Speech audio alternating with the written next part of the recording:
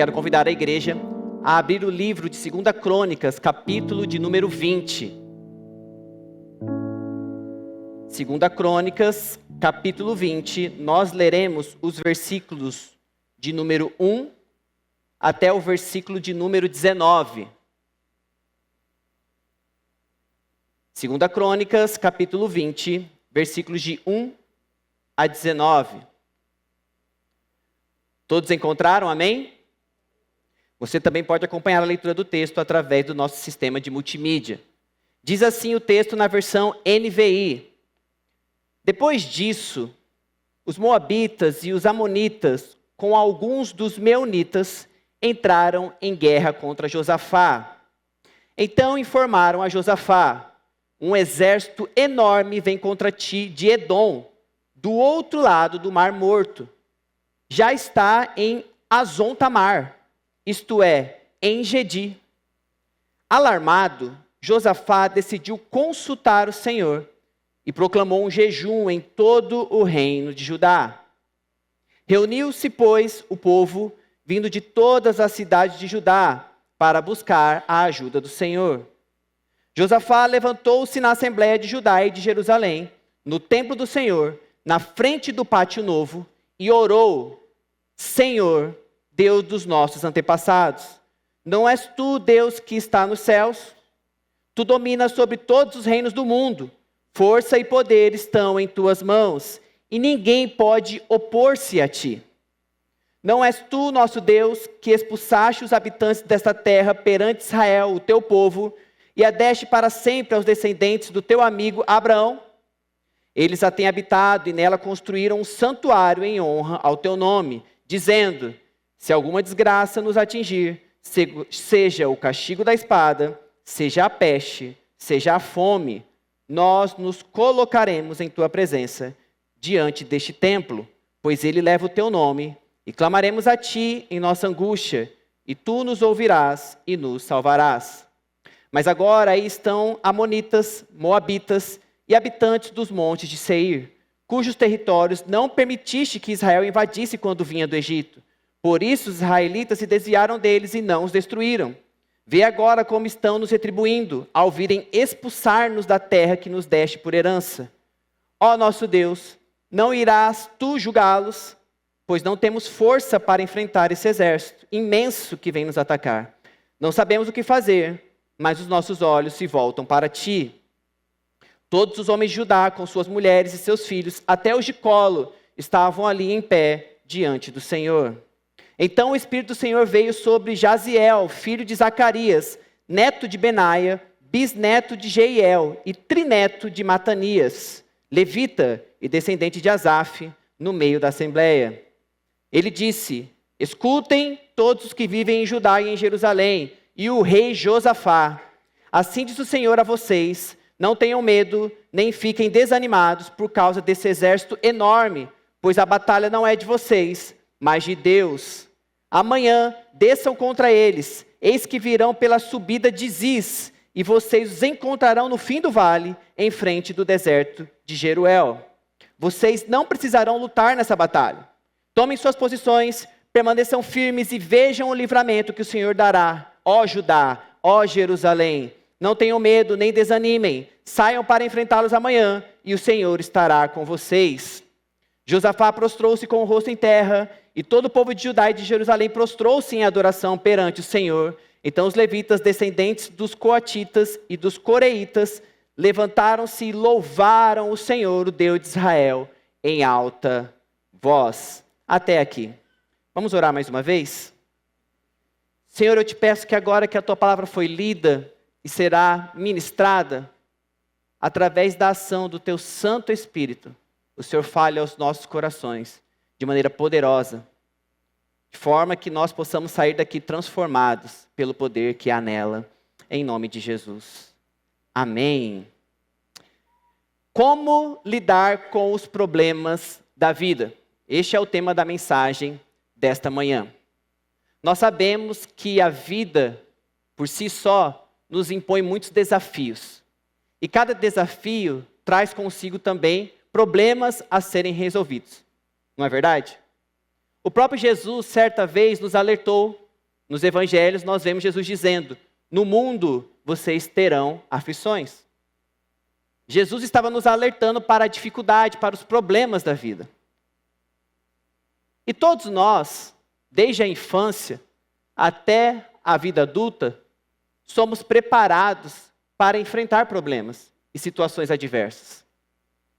Na situação de filho, e também já como pai, você já ouviu ou já disse a seguinte frase: eu estou criando os meus filhos para a vida. Eu estou criando e preparando os meus filhos para o mundo. Você já ouviu isso dos seus pais? Os pais que estão aqui presentes nesta manhã, já disseram isso para os seus filhos em algum momento ou para amigos? O que está por trás dessa frase? Que nós estamos sendo preparados e preparando também pessoas para que elas tenham condições de enfrentar os problemas da vida. Só que na maioria das vezes, esses problemas, essas adversidades, elas chegam não uma por vez, mas todas de uma só vez.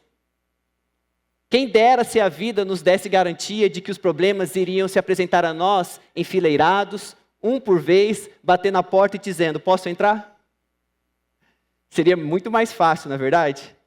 Mas não, na maioria das vezes eles chegam todos de uma vez. Parecem que estão unindo forças contra a nossa existência. Porque quando os problemas se apresentam um por vez, nós até temos a coragem necessária e a força de vontade para enfrentá-los. Às vezes, em um determinado momento da sua vida, em um período da sua existência, você enfrenta uma crise financeira. Às vezes os negócios não estão indo bem, ou você acaba de perder o seu emprego. Aí você pensa: não, amanhã cedo eu vou acordar, vou me preparar, vou entregar currículos, vou conversar com outros amigos, também empreendedores, vou diminuir um pouco as despesas e eu vou superar essa crise financeira. E passa um tempo e você supera aquele problema. E aí logo depois vem uma crise conjugal.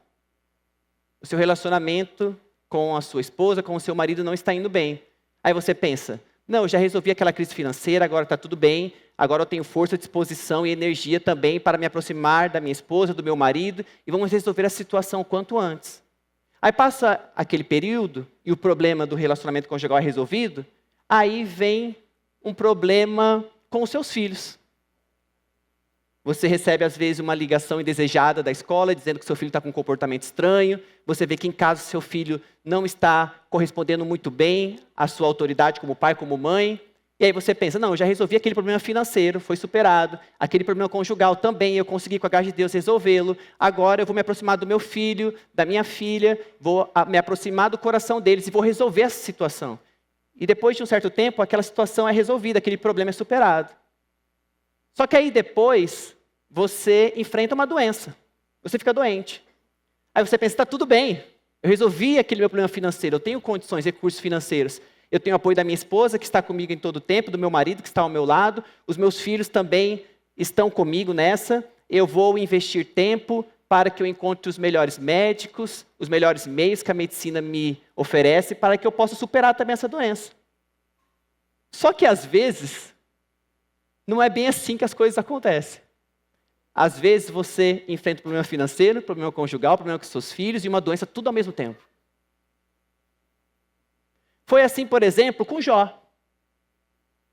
Jó, em um determinado momento da sua vida, recebeu uma notícia que devastou o coração dele.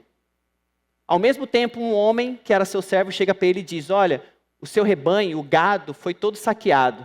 E os homens que cuidavam deles foram mortos por aqueles saqueadores.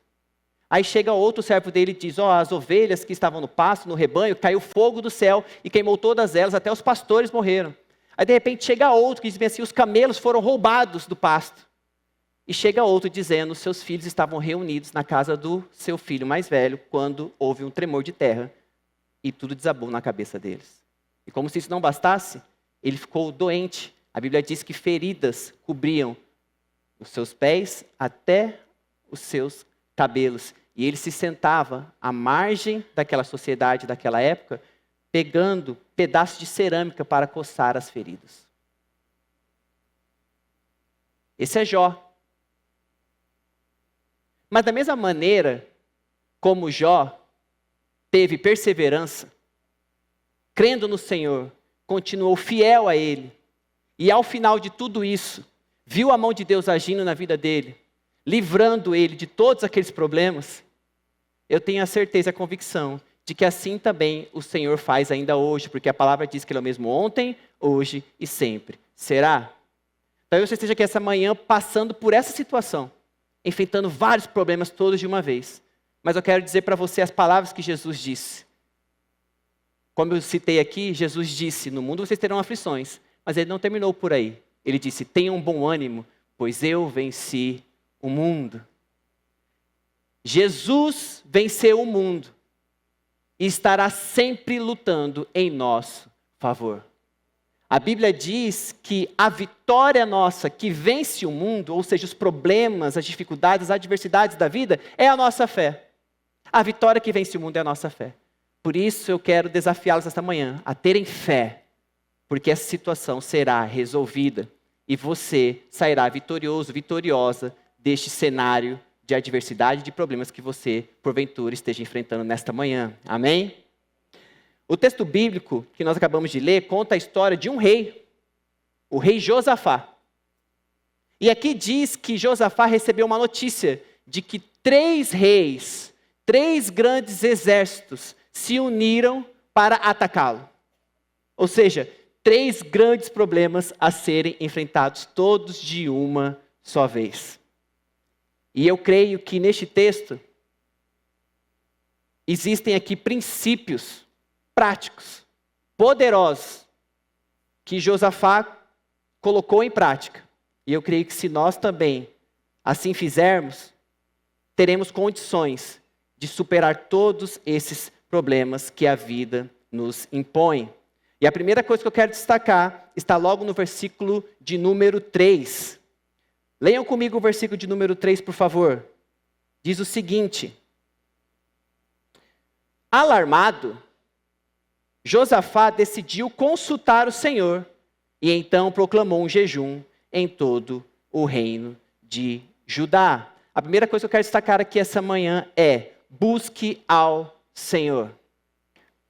Quando os problemas da vida surgirem diante de você, todos de uma só vez, busque primeiramente ao Senhor. Antes de reunir um exército, antes de chamar o seu capitão de guerra, antes de criar uma estratégia de batalha, Josafá buscou primeiramente ao Senhor. Antes de qualquer coisa, qualquer atitude, qualquer decisão que você queira tomar, ou sinta o impulso de tomar em seu coração, busque primeiramente ao Senhor. Busque em primeiro lugar o nosso Deus. As guerras, as batalhas, como era o caso de Josafá, eram travadas com espada, cavalos de guerra, homens de batalha. Mas nós precisamos entender que existem batalhas, guerras, que são travadas não no ambiente natural, mas no ambiente sobrenatural. E é por isso que se faz necessário buscarmos ao Senhor em primeiro lugar, antes de qualquer coisa. Talvez no seu coração e na sua mente seja óbvio o que você tenha que fazer. Pastor, eu já entendi qual é o problema, eu já sei o que eu tenho que fazer. E eu vou colocar isso em prática logo, porque eu quero resolver esse problema, eu quero sair dessa situação. Mas você não busca ao Senhor apenas para receber resposta do Senhor, ou uma confirmação da parte de Deus. Você o busca também em primeiro lugar como uma forma de reconhecer que Ele é Senhor e soberano sobre a sua vida. E que embora talvez você saiba o que é certo a fazer, você precisa se submeter ao Senhor antes de qualquer coisa.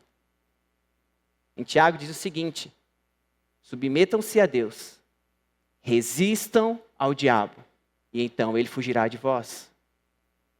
Primeiro, a submissão ao Senhor. Só assim você terá condições de enfrentar todo e qualquer inimigo, todo e qualquer problema. Você precisa se submeter a Deus.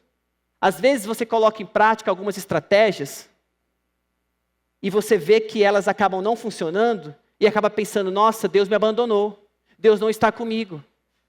Eu fiz o certo, eu fiz o que deveria ser feito e mesmo assim não funcionou. O que está acontecendo? Talvez você tenha quebrado esse princípio da submissão a Deus, de buscar a Deus em primeiro lugar. E é por isso que os seus planos não foram bem-sucedidos. A Bíblia diz que o coração do homem pode fazer planos, mas é o Senhor que dá a garantia de que esses planos darão certo. E o rei Josafá aqui nos ensina essa lição poderosa, que antes de qualquer coisa precisamos buscar ao Senhor. Ele era um rei, um monarca da época. Ele tinha vários súditos, pessoas à sua disposição, um exército enorme, cavalos de guerra, várias ferramentas para a batalha. Mas antes de agir, ele se submeteu ao Senhor. Então a primeira coisa que eu quero destacar aqui essa manhã é: busque ao Senhor em primeiro lugar. Tem muitos problemas, muitos desafios a serem enfrentados. Busque ao Senhor. A segunda coisa que eu quero destacar aqui nesta manhã é: peça ajuda. Peça ajuda. A ajuda do Senhor e a ajuda de outras pessoas que cercam a sua vida, a sua existência, que estão dispostas a te ajudar. Peça ajuda. Josafá convocou todo o povo de Judá para se unir em jejum e oração. Vejam o que diz o versículo final do versículo 3 e o início do versículo 4. O final do versículo 3 diz que ele proclamou um jejum em todo o reino de Judá. E o versículo 4 diz que então reuniu-se, pois, o povo vindo de toda a cidade de Judá para buscar a ajuda do Senhor. Josafá poderia ter buscado a Deus sozinho, no seu aposento real, clamado ao Senhor, ali sozinho. Certamente o Senhor o ouviria, mas ele decidiu buscar a ajuda do povo. Ele pediu para que todos da nação de Judá fossem ao encontro dele no templo do Senhor, para juntos buscarem o Senhor. E ele proclamou um jejum em todo o reino. Eu não sei se você prestou atenção no texto, mas lá no final vai dizer que até crianças de colo estavam lá, naquele lugar. Todos reunidos com um só objetivo: buscar ao Senhor. Então, mesmo que você acredite que você tenha condições e capacidade em si mesmo de resolver os seus problemas, tenha a humildade de pedir ajuda. Não há vergonha nenhum em pedir ajuda. Aprenda a se colocar vulnerável, a abrir o seu coração e dizer para as pessoas que estão próximas de você que você está passando por um problema, por uma situação difícil, que você precisa de ajuda. A humildade nos aproxima o nosso coração do coração dos nossos amigos, irmãos, familiares. E também aproxima o nosso coração do coração de Deus. Mas o orgulho e a vaidade nos distancia. Nos distancia uns dos outros. E também nos distancia de Deus. Lá no Éden, Adão e Eva se distanciaram do Senhor. Por causa da vaidade, o orgulho, a soberba. A serpente, que era Satanás, disse: se vocês comerem do fruto dessa árvore, serão como Deus, conhecedores do bem e do mal. Mas, por outro lado, a humildade de Cristo Jesus nos salvou, nos resgatou, nos tirou das trevas e nos trouxe para a sua maravilhosa luz. Porque é isso que Filipenses capítulo 2, a partir do versículo de número 5 até o versículo de número 11 diz. Que embora sendo Deus, ele não considerou que o fato de ser igual a Deus era algo que ele devia se apegar. Antes ele se esvaziou, se tornando servo, um homem como cada um de nós. E sendo obediente até a morte, e a morte de cruz. Se por um lado, a vaidade, a soberba, o orgulho nos afasta de Deus e nos afasta uns dos outros, a humildade de Cristo Jesus nos une. Seja humilde, reconheça que você precisa de ajuda, peça ajuda. Não há problema nenhum, não há problema algum em pedir ajuda. Tem os Salmos que diz o seguinte: eu olho para o monte, de onde me virá o socorro? Aí diz: o meu socorro vem do Senhor que fez os céus e a terra. Se você não tem condições de olhar para os seus irmãos que estão ao seu lado, que estão próximos de você para pedir ajuda, será que você terá condições de levantar a sua cabeça e os seus olhos e pedir a ajuda que vem do alto? Pare para pensar um pouquinho. Será que você tem trilhado esse caminho da humildade? De reconhecer os momentos em que você precisa de ajuda? Josafá era rei, mas foi humilde. e pediu para que todas as famílias de Judá se reunissem e junto com ele pedissem a ajuda do Senhor. Então, reconheça que você precisa de ajuda. Peça a ajuda sempre quando for necessário.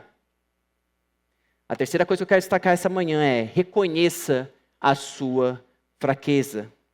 O versículo de número 12 nos traz essa informação. Olha o que o rei Josafá disse em sua oração ao Senhor, diante de toda a assembleia de Israel ali reunida. Ele diz: ó nosso Deus, não irás tu julgá-los? Pois não temos força para enfrentar esse exército imenso que vem nos atacar. Não sabemos o que fazer, mas os nossos olhos se voltam para ti. Em sua oração, Josafá deixa claro: Senhor, não sabemos o que fazer.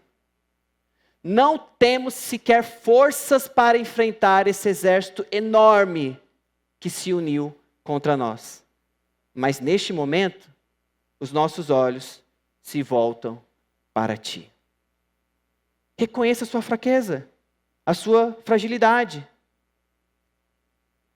Como eu disse, há momentos na nossa vida que os problemas são tão grandes que não temos condições de enfrentá-los sozinho. E também não temos forças em nós mesmos, nem disposição para sequer tentar enfrentar aqueles problemas.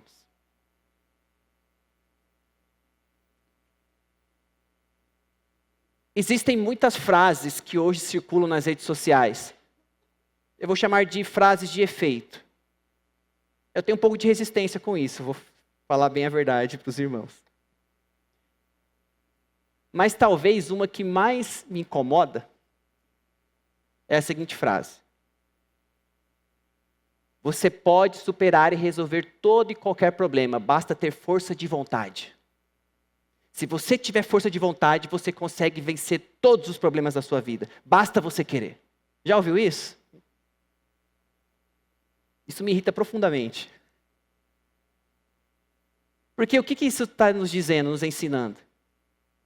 Que se nós quisermos, tudo pode acontecer. Que a gente tem condições em nós mesmos de vencermos toda e qualquer batalha, todo e qualquer problema pode ser superado, basta nós termos força de vontade. Eu acho essa frase de uma crueldade sem precedentes.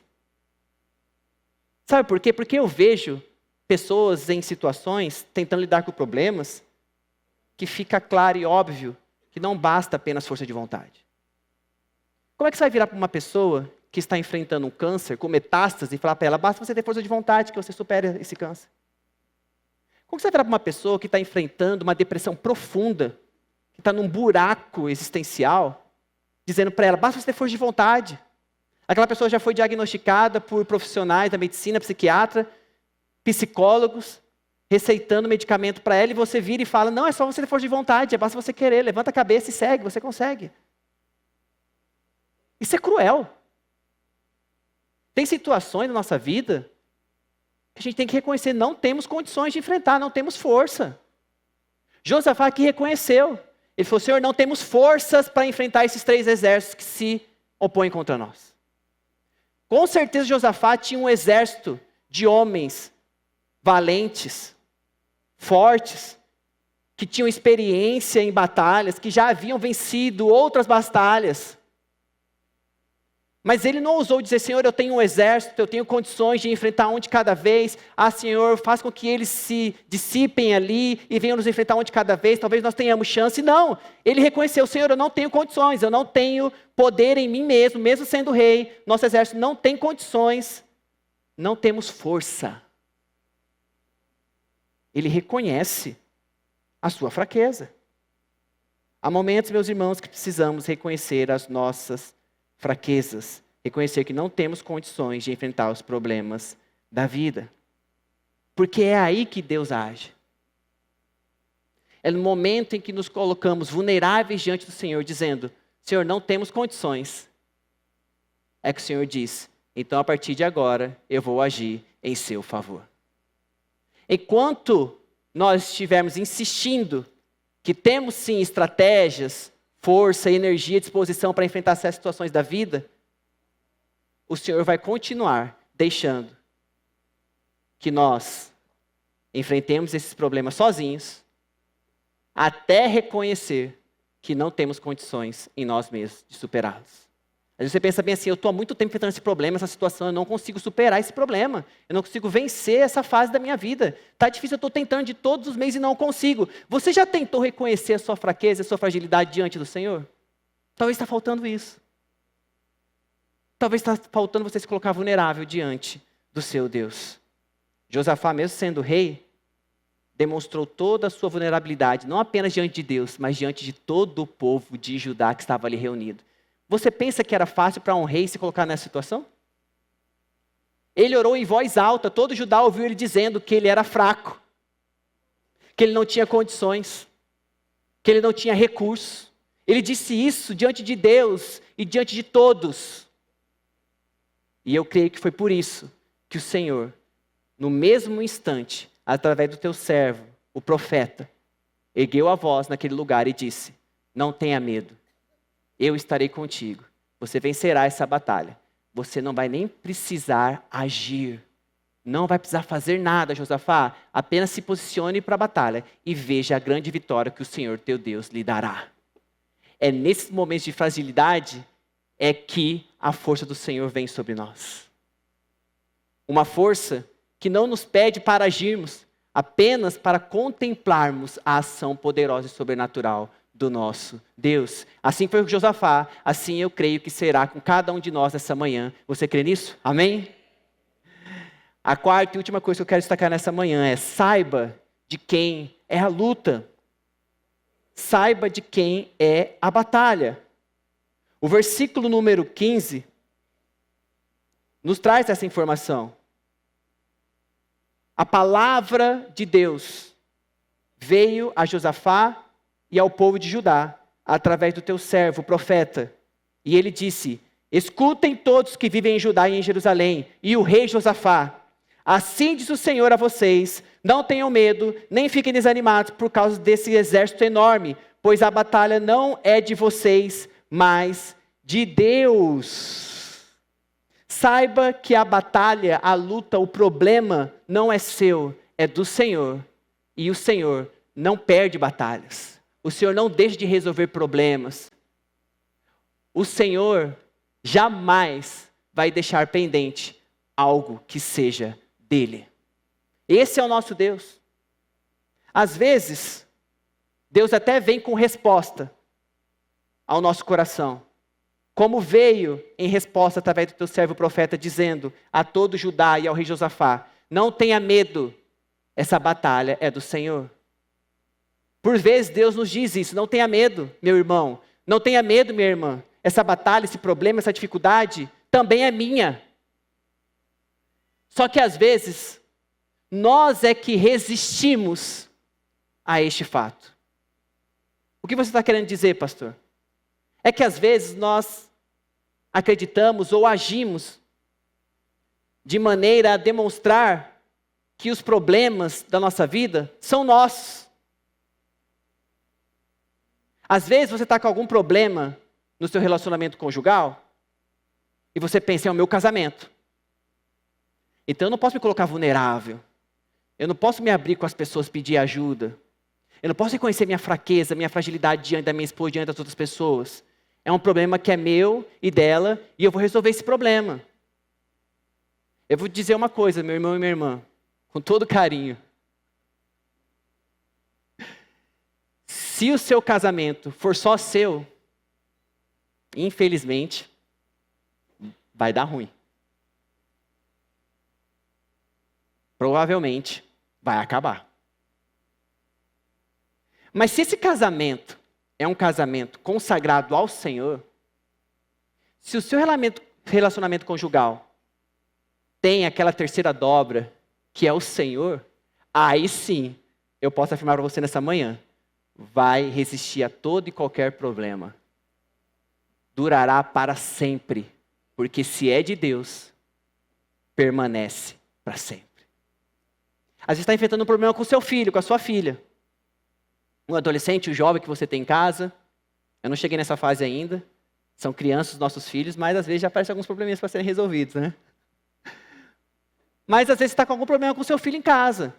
E você pensa, olha, o problema é meu, é entre eu e meu filho. Eu vou resolver esse problema, essa situação. Eu não vou me expor, eu não vou contar para outros amigos que também têm filhos nessa idade que poderiam me ajudar.